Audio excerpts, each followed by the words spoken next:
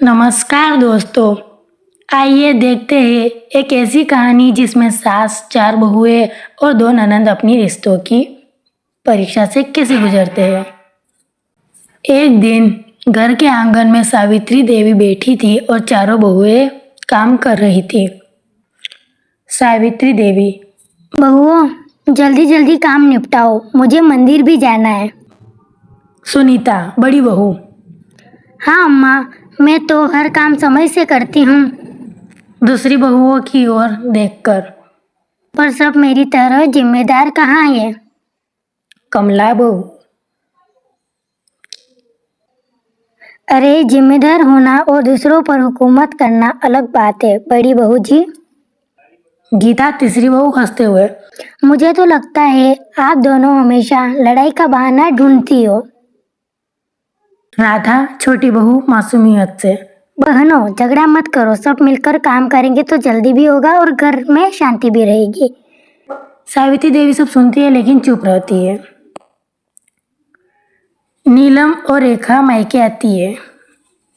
नीलम: अम्मा, ये बहुएं आपके सामने तो काम करती दिखती है पर पीठ पीछे खूब बातें बनाती होगी। रेखा: सही कर रही हो दीदी, इन्हें ज्यादा सिर पर मत चढ़ाइए, नहीं तो ये घर आपके हाथ से निकल जाएगा। सावित्री देवी गंभीर होकर: तुम सही कर रही हो, मुझे थोड़ी सख्ती बरतनी होगी। सास अब बहुओं पर डांट डपट शुरू कर देती है। बहुएं सोचती है कि ननंदों ने सास को भड़का दिया है, घर का माहौल और बिगड़ जाता है। रसोई में सब बहुएं अलग अलग खाना बनाने लगती है। सुनीता गुस्से में: अब बस, मैं अपनी रसोई अलग कर रही हूँ, मुझे किसी से मतलब नहीं। कमला: ठीक है, मुझे भी अकेले रहना ज्यादा पसंद है। गीता: वाह, तो फिर मैं भी अपनी दुनिया अलग बना लूंगी। राधा रोते हुए: आप लोग समझ क्यों नहीं रहे? इस घर के टुकड़े कर दोगे तो अम्मा जी का क्या होगा? सावित्री देवी यह सब देखती है और बहुत दुखी हो जाती है। सावित्री देवी: हाय राम, मैंने सोचा था सब साथ रहेंगे पर मेरे सपने टूट गए।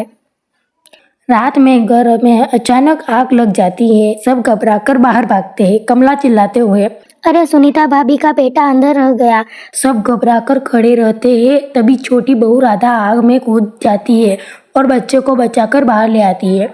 सुनीता रोते हुए: राधा, तुमने मेरी जान बचा ली, मैं तो तुम्हें हमेशा ताने देती थी और तुमने अपनी जान की परवाह किए बिना मेरे बेटे को बचा लिया। सभी बहुएं भावुक हो जाती है। अगले दिन आंगन में सब इकट्ठा होते हैं। सावित्री देवी: बेटियों, मैंने अब समझ लिया है, ननंद बहू का झगड़ा, बहू बहू का झगड़ा, ये सब घर को तोड़ देता है, पर जब मुसीबत आई तब तुम सबने एक दूसरे का साथ दिया, यही असली परिवार है।